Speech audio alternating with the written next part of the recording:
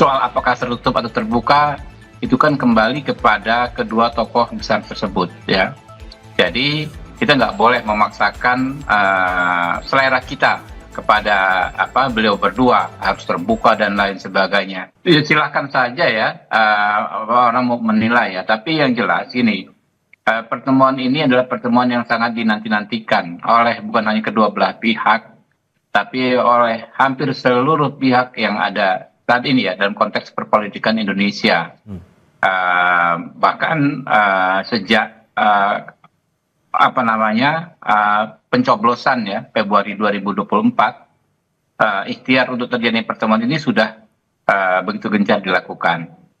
Soal apakah tertutup atau terbuka itu kan kembali kepada kedua tokoh besar tersebut ya. Jadi kita nggak boleh memaksakan selera kita kepada beliau berdua harus terbuka dan lain sebagainya. Yang nyamannya seperti apa ya.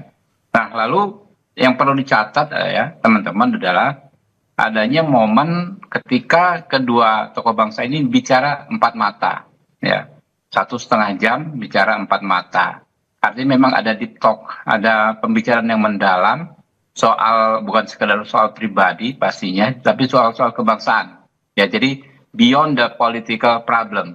Ya, saya walaupun saya nggak dapat bocorannya, tapi feeling saya ya pasti seperti itu. Karena kalau sekadar pertemuan yang difestivalisasi, misalnya ada dua tokoh besar bertemu, foto sana foto sini, lalu tidak ada pertemuan intensif antara dua tokoh itu, maka saya pikir ya hanya untuk festivalisasi, tapi ini lebih ke substansi. Jadi Prabowo bertemu Ibu Mega pastilah membicarakan hal-hal substansi terkait bangsa ini. Betul kata Mas Toto tadi, ini tentu mengendurkan ya urat-urat saraf para politisi ya dari setidaknya dari dua kubu. Ya, pihak-pihak yang ada di bawah kepemimpinan Ibu Mega dan pihak-pihak yang ada di bawah kepemimpinan Pak Prabowo. Ya, di bulan Syawal ini baik sekali ya, bulan Syawal adalah bulan silaturahim antara bangsa, dan ada konteks lagi ya, dalam konteks misalnya dalam konteks internasional memang kan sedang tidak baik-baik saja. Di seluruh dunia ya, bangsa-bangsa manapun, bangsa-bangsa besar ya terutama, ketika menghadapi turbulence, ya, menghadapi ujian-ujian besar, maka elit-elitnya semakin giat untuk menggencarkan persatuan. Kita lihat banyak contoh, ya, bahkan ada beberapa negara khusus ya, begitu ada turbulence, kubu di luar pemerintahan, katakanlah kubu oposisi, dipanggil khusus. Karena mereka juga memiliki hak untuk menyampaikan pendapat mereka terkait ya bagaimana pengelolaan negara ini ya, arahnya seperti apa. Mereka juga harus didengar ya. Jadi jangan sementang-mentang yang ada di pemerintahan Pak Prabowo misalnya, Ibu Mega di luar pemerintahan, kita menutup diri untuk mendengar masukan-masukan beliau ya. Padahal ditambah lagi ada ngasih saling tukar oleh-oleh juga waktu pertemuan ya, Pak. Iya.